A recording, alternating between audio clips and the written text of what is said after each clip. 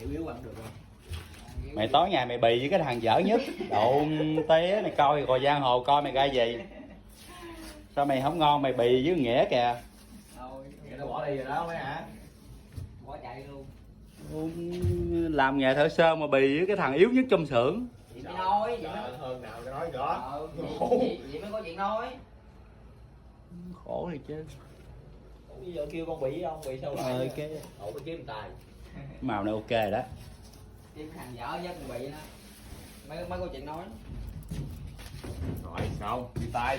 Thấy không, màu mình nụn chừa cái màu lại mí trên là sơn mí dưới màu vô 9 10 hay là 8 10 độ nhìn cũng đâu ra đâu thấy không. 10 10. Thôi 9 10 8 10 được rồi cố ơi 10 10. Màu này sơn dầu. Mày nói 10 10 là đủ anh em thợ sơn ta cười mày đó.